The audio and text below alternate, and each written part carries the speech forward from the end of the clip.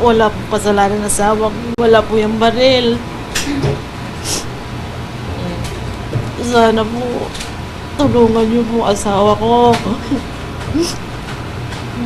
May mga anak ko kami, maliit pa anak ko. Huwag niyo po. Sana po, sa mga taga-NBI, maawa po kayo. Tulungan niyo po asawa ko. Huwag niyo po babayaan. Kayo lang po pag-asa niya. Actually, daily po siya pumapasok talaga sa NBI. Ngayon, nagulat na lang po ako, may tumatawag sa akin na kasama niya po, volunteer din po na yun po, na-aresto na lang po siya. Nagulat po ako. Kasi kakausap lang namin before 10 na pauwi na daw siya. Sabi ko, uwi ka na. Kaya pala, gustong-gusto ko siyang umuwi. Yung namimiss ko siya, yung pala may mangyayari.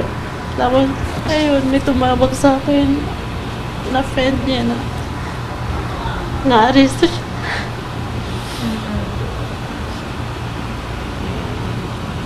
Tapos agad po kayong pumunta rito. Ano po yung napag-usapan ninyo? Anong sinabi niya sa inyo na pwede niyo pong mabanggit sa amin? At least, parang sa katotohanan. Yun nga po, inutusan lang daw po. Inutusan daw po siyang may kukunin lang daw po yung gamit nung boss niya dun sa NBI. Tapos yung bigla na lang daw po siyang hinuli. Inaresto po. Nung nagkaaputukan, nasaan daw ba siya? Nung nagkakabarilan, nasaan siya? Wala po siya sa loob. Nasaan daw siya? Nasa labas po ata siya. Wala po, hindi po siya kasama. Narinig po niya yung mga putok daw ng baril. Opo. Nasaan daw po siya nung mga panahon yun? Sabi niya sa message, nagkagulo daw po sa Senate, sa loob. Nasaan po siya nung time na yun? Hindi ko po alam. Anong sabi po niya sa inyo? Yun nga po, inutusan lang siyang kunin yung bag. Bag nino? Nung boss daw po yung sa NBI. Boss ng NBI? Opo, kasi meron daw po Ay, may gamot daw po.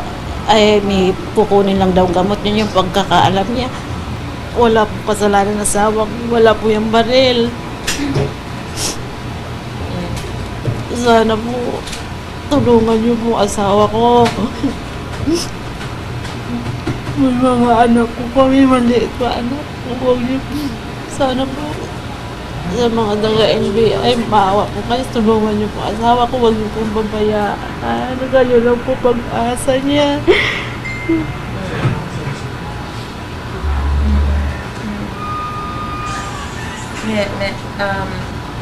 Meron po ba siyang pakiusap sa inyo kasi bilang siya ay i-inquest na po anytime, tapos baka magkaganyan, baka ma-detain.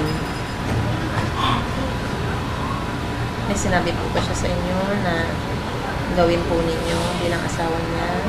Siyempre, alagaan ko mga anak ko. Wala akong pabayaan.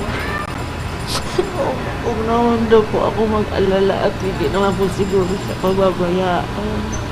Ni Lord, kasamahan niya.